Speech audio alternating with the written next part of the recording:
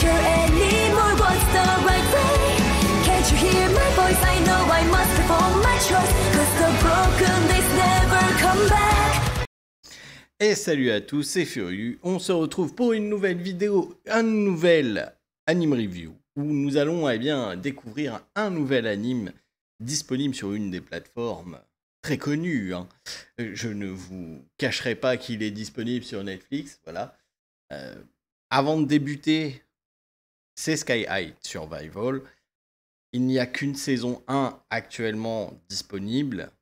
C'est un anime qui appartient à Netflix. J'ai recherché, pour l'instant, j'ai pas vu qu'il y avait d'annulation de cet anime.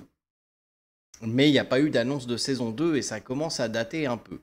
Donc, bien, je ne sais pas si Netflix fera un jour une saison 2. Quand je vois par exemple que Valkyrie Apocalypse est allé quand même relativement vite pour avoir une saison 2, cet anime-là est plus vieux que Valkyrie Apocalypse. Mais il n'y a pas eu, non, on ne fera pas de saison 2. Bon, on peut encore espérer une saison 2. Et ça tombe bien parce que c'est un anime qui est tout à fait sympathique. Déjà, si vous aimez le film Battle Royale ou les jeux Battle Royale ou tout ce qui a rapport avec le Battle Royale, bon, bah, cet anime devrait vous plaire. Qu'est-ce que c'est? Eh bien, on se retrouve sur un monde où on est sur des toits d'immeubles. Voilà, très clairement, on est sur des toits d'immeubles. Me demandez pas pourquoi. Pourquoi on est sur des toits d'immeubles et que les gens descendent pas en bas des étages, je ne sais pas.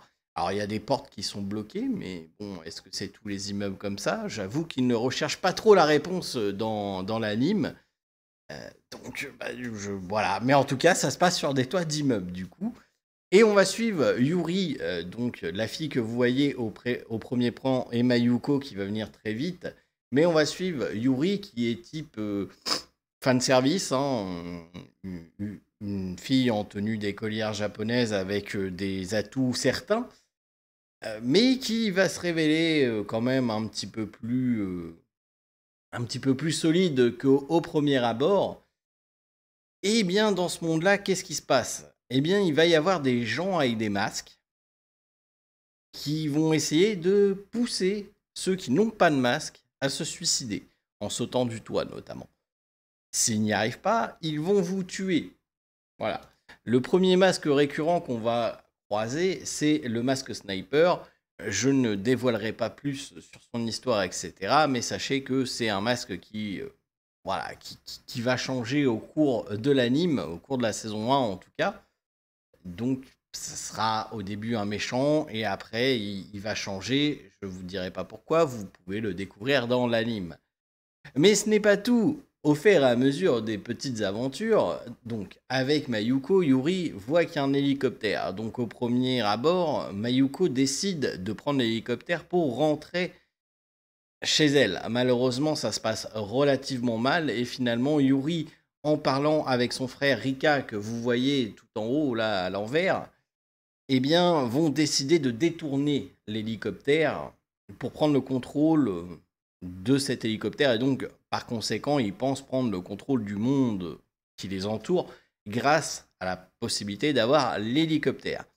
Il s'avère que ça va être un petit peu plus compliqué que ça, notamment parce que eh bien, ils vont apprendre que les masques ne sont autres que des gens normaux qui ont ramassé un masque et derrière le masque il y a une sorte de programme qui les a hypnotisés et du coup ils ne peuvent pas faire autre chose que ce que le masque leur ordonne, à moins que le masque soit abîmé. Et dans le cas du masque abîmé, eh bien, le masque donne la directive de se suicider à ce qui s'appelle un ange. Oui, parce qu'ils vont appeler les gens qui ont des masques des anges. Et s'ils n'y arrivent pas, dernière commande, dernière ordre, ils vont le mettre en hibernation pour réduire petit à petit ses signaux vitaux et le tuer. Voilà.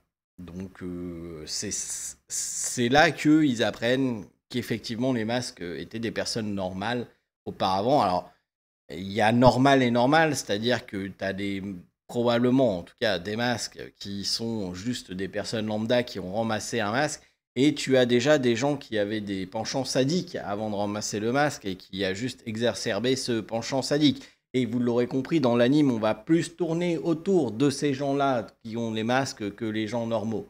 Ouais, parce que c'est quand même relativement sanglant, fanservice et tout ce que vous voulez.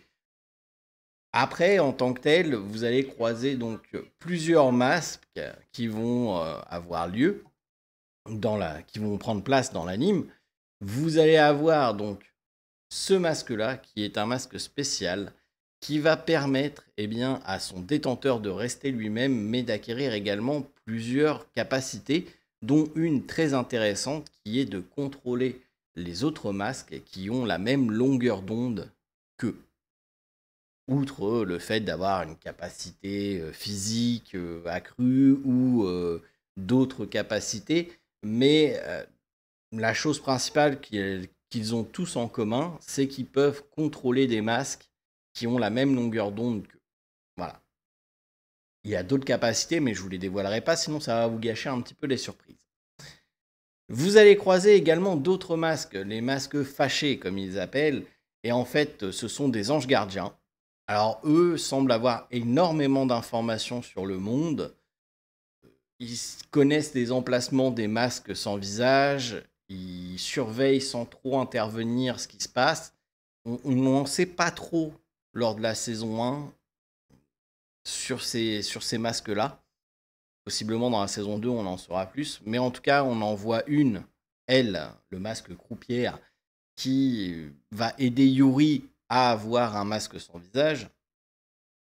Et on en voit un autre qui est dans l'hélicoptère et qui tire sur Yuri. Voilà, ce sont les deux seuls que nous voyons de souvenirs dans l'anime. Et enfin, on a un dernier masque qui est le masque de l'archange, donc qui est un masque normal avec une croix. Je ne sais même pas si c'est un vrai masque. En tout cas, dans l'anime de la saison 1, c'est un masque différent des autres et il a une puissance vraiment exceptionnelle, cet archange. Et c'est le boss de fin de la saison 1. Vraiment, c'est lui qu'ils vont devoir combattre à la fin pour... je vous dirai pas pourquoi. Voilà, parce que sinon ça va vous gâcher un petit peu le punch de l'histoire. Mais du coup, au fur et à mesure des épisodes, ils vont apprendre que le but de ce monde est créer un dieu unique. Et pour être un dieu unique, il faut déjà être un proche de Dieu. Et pour être un proche de Dieu, il faut ramasser ces masques sans visage dont je vous ai parlé, qui vous donnent avec quelques capacités assez intéressantes. Mais du coup, Yuri, ça ne l'entend pas. Yuri, si elle devient Dieu, elle décidera que ce monde doit être en paix.